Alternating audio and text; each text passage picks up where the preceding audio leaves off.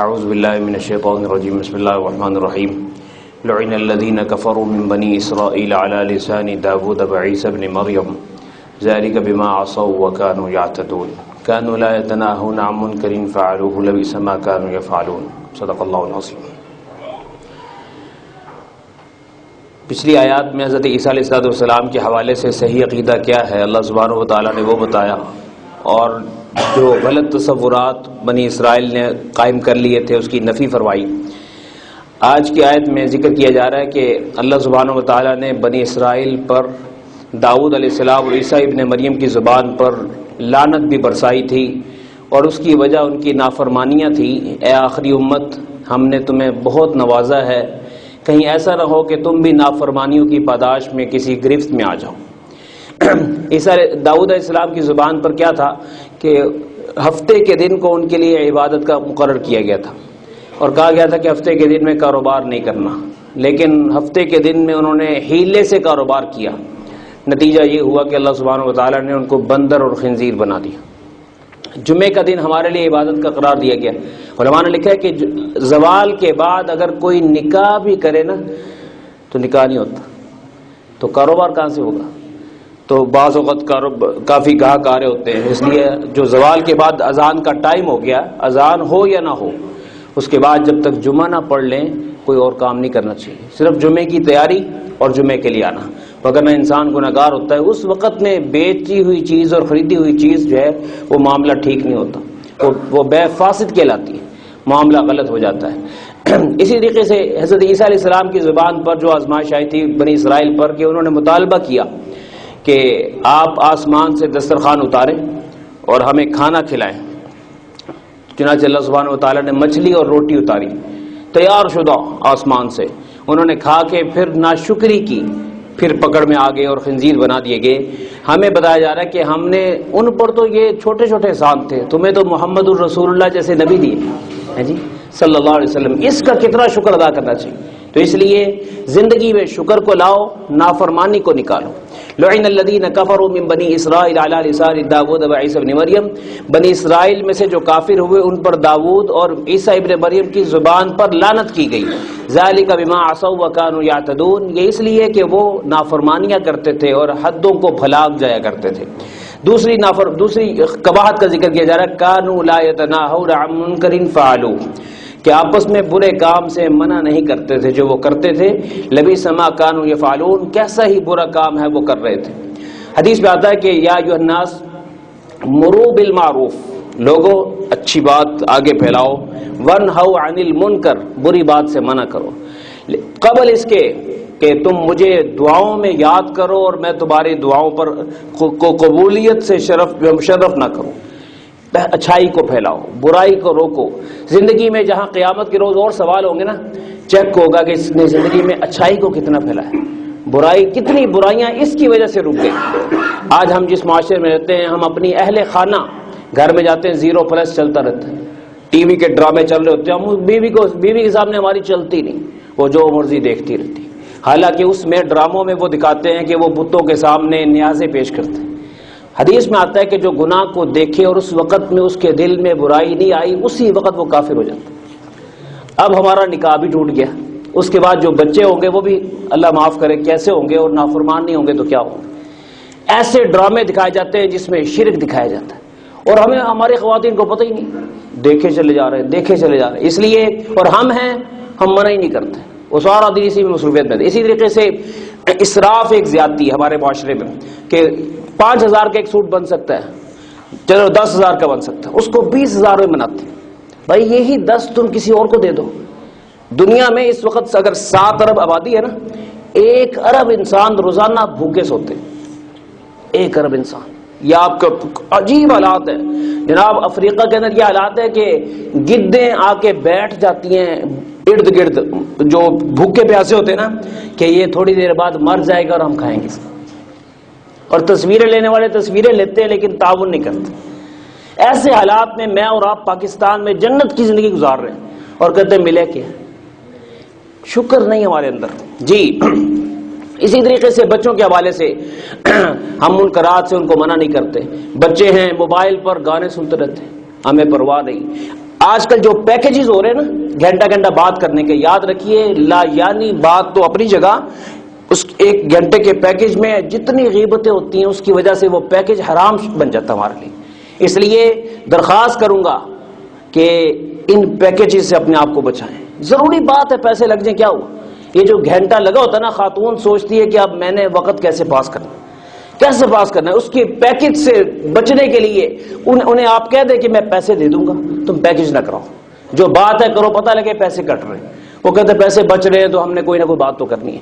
اسی طریقے سے ہمارے بچے دھاگے پہن لیتے ہیں، لال لال دھاگے. اب وہ کیا ہے؟ غیر اللہ پر ایمان کہ اللہ تو میری حفاظت نہیں کر سکتا، یہ لال ڈوری میری حفاظت کرے. ہمارے پاس ملازم ہوتے ہیں ایسے، اور ہم کہتے ہیں ہمیں کیا لگے. کانوا لا یتناہون عن منکر، کہ منکرات کو دیکھ رہے اور منع ہی نہیں کرتے. انگوٹھیاں پہنی ہوتی ہیں ہمارے ملازموں نے اس ذہن سے کہ اے دن روزی آئے گی، رزق آئے گا، مالدار بنیں گے ہم. اور بھائی پتھر تیرا کہاں کیا کام کرے گا. تو اس لیے نگرانی کرنی چاہیے. شرکیہ قسم کے جو مسائل ہیں اس سے ہم ان کو بچائیں، ان کی ذہن سازی کریں. سرخ دھاگوں سے بچائیں، پتھروں پر یقین سے بچائیں، جادو سے بچائیں، سحر سے بچائیں. غیر اللہ کے نام کی منتیں مانتے، میرا یہ کام ہو جائے گا تو فلانی جگہ دیکھ دینے جاؤں گا. اس قسم سے فرمایا کہ بنی اسرائیل کی خامی یہ تھی کہ وہ برائیوں سے منع نہیں کرتے تھے. علماء نے لکھا ہے کہ منع تو کرتے تھے لیکن ایک دن منع کرنے کے بعد نا اگلے دن اکیل ہو جلیس ہو قعید ہو اس سے رابطہ نہیں توڑتے تھے، کھانا پینا اسی طرح چلتا تھا. نتیجہ یہ ہوتا تھا کہ پھر اللہ تعالیٰ نے سب کو ہی پکڑ لیا کہ جو نہیں کر رہے تھے لیکن ان کے ساتھ اٹھتے بیٹھتے تھے ان سب کو پکڑ میں لے لیا. تو اس لیے یہ دور بڑا عجیب سا ہے. تو اس میں بہت ساری قباحتیں چل رہی ہیں. ہم محلوں کے اندر ہمارے بچے چوکوں میں بیٹھ جاتے ہیں. حدیث میں آتا ہے کہ راستے میں مت بیٹھو. ہمارے بچے بیٹھتے ہیں، ہم کہتے ہیں ہم تو نہیں کچھ کہہ سکتے. اور حدیث میں آتا ہے کہ اگر راستے میں کوئی بیٹھا ہے اس کے لیے ضروری ہے کہ وہ نظر کو نیچے رکھے. ہم کھڑے ہو جاتے ہیں، جو گزرنے والے ہوتے ہیں ہمارے بچے ان کو گھورتے رہتے ہیں. ہماری بچیاں ہیں، ہم ان کو وہ 9 سال سے اوپر چلی جاتی ہیں، ہم ان کو پردہ ہی نہیں کراتے. اور یار کوئی بات نہیں، پھر کیا ہوا. تو فرمایا کہ بنی اسرائیل پر اللہ اس لیے ناراض ہوا کہ انہوں نے غلطیوں سے روکا نہیں. حدیث شریف میں آتا ہے کہ میری امت پر ایک وقت آئے گا کہ نمازی رات عشاء کی نماز پڑھ کے رات ایک محفل جمائیں گے جس میں رقص، سرود اور گانا بجانا ہوگا. اللہ سبحانہ و تعالیٰ ان کی بھی صورتیں بدل دیں. تو پہلے اس کے کہیں وہ ایسا وقت آئے ہمیں جاگنا چاہیے. ساری رات اب کیسے گزر رہی ہے. حضرت عیسیٰ علیہ السلام مردوں کو زندہ کیا کرتے تھے. ایک مردے کو زندہ کیا، اس سے پوچھا تیری موت کیسے آئی تھی؟ کہنے لگا میں عذاب میں مرا تھا. عذاب کیوں آیا تھا؟ کہ ایک محفل غلط قسم کی ہو رہی تھی اور میں نہیں کر رہا تھا، تو میں ویسے وہاں کھڑا تھا، میں نے ان کو کچھ کہا نہیں، عذاب آیا اور میں بھی پکڑا گیا. سارا کہنے لگا میرے ارد گرد ہزاروں آدمی تھے، وہ سارے پکڑے گئے اور صرف میں بھی اس وجہ سے پکڑا گیا کہ میں نے ان کو منع نہیں کیا اور میں نے وہ جگہ چھوڑی نہیں، وہیں بیٹھا رہا. تو قرآن مجید اس آیت میں ذکر کر رہا ہے کہ زندگی میں برائی سے نفرت تو کرو نا. برائی سے جیسے نا بچہ پوٹی کر دے تو ماں جو نا کیسے آنکھیں بناتی ہے، ناک بناتی ہے، او ہو. ایسے ہی یاد رکھیے مسلمان سے تو نفرت نہیں کرنی لیکن اس کے گناہ سے پوری نفرت کرنی. اظہار کرنا ہے کہ یار یہ تو کیا کر رہا ہے. ہم جاتے ہیں نماز پڑھ کے مسجد سے واپسی پہ، جنہوں نے نماز نہیں پڑھی ہوتی نا ہم مسکرا کے ٹھٹھا لگا کے ان سے باتیں کرتے ہیں. اظہار نہیں کرتے کہ یار اگر تو نماز پڑھ لیتا تو کیا رہے نہیں کہتے ان سے سانو کی لگے، ہمارا کیا مسئلہ ہے. یہ اظہار ضروری ہے کہ یار میں تیرے تو ناراض ہے، تو میرے کو روٹی کھا لا ہے لیکن نماز پڑھ جائے گا، تیرے میں اکرام کروں گا کسی طریقے سے دوستی کے انداز میں. تو اللہ تعالیٰ اس نمازی کو پسند نہیں کرتے جو بے نمازی کو قبول کر لیتے. جی فرمایا کانوا لا یتناہون عن منکر فعلوا، وہ آپس میں برے کاموں سے منع نہیں کرتے تھے جس کو وہ کر رہے ہوتے تھے. لبئس ما کانوا یفعلون، بہت برا وہ کام تھا جو وہ کر رہے تھے کہ دوسروں کو منع ہی نہیں کر رہے. تو ہم جس معاشرے میں رہ رہے ہیں ہمیں بیدار ہونا چاہیے اور غلطی کو مثلا جس کی آمدن ٹھیک نہیں ہے ہم اس کے ساتھ بھی پارٹیاں کرتے ہیں، کھاتے پیتے ہیں اس کے ساتھ، سانو کی لگے ساڈا کی مسئلہ ہے، وہ تو ان کا پرسنلی مسئلہ ہے. یاد رکھیے بنی اسرائیل بڑے اچھے کام کرتے تھے، ان کی نمازیں بڑی اچھی تھیں لیکن وہ بیوہ کا حق مار دیا کرتے تھے. وراثت میں آج ہماری بہنوں کے حق نہیں ملے ہوتے، باپ کی وراثت سے بہنوں کو ہم حق نہیں دیتے، ہمیں کوئی پوچھتے ہی نہیں.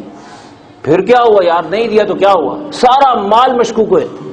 تو اس لیے حرام سے بچنا، گناہوں سے بچنا، آخرت میں نا یاد رکھیے فرائض تو ہمارے انشاءاللہ پورے ہیں، یہ جو جس معاشرے میں ہم رہ رہے ہیں نا کہ ہم نے غلطی کو دیکھا اور اس کو برا نہیں سمجھا، یہ ہمارے لیے گرفت کا ذریعہ بن جائے. اس لیے ہوش کے ساتھ جہاں سے گزریں، مثلا آپ نا بینک کے سامنے سے گزرے، حدیث شریف آتا ہے کہ برائی کے اڈے سے گزرو اظہار نفرت کو، اور ہمیں کہ یار سانو کی لگے بینک کی ہے نا، تو دل میں برائی نہیں آئی تو اسی وقت میں ہم ایمان سے گر گئے.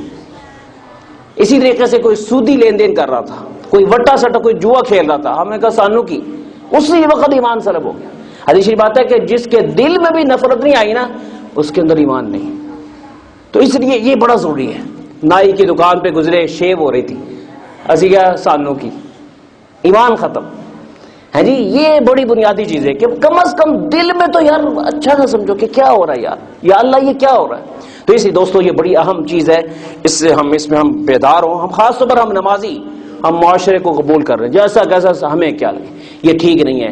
اور آخری چیز یہ کہ ہم ان کو دعوت دیں، دعوت نہیں دے سکتے نا تو دعا کر دیں اسی وقت پہ. جس آپ نے گناہ کو دیکھا، یا اللہ میں اس سے بیزار ہوں اور تو اس کو ہدایت دے، آپ نے ذمہ داری ادا کر دی. یا اللہ میں اس سے بیزار ہوں، تو اس کو ہدایت دے، میں اس سے بیزار ہوں، اور اتنا کہا بات پوری ہو گئی.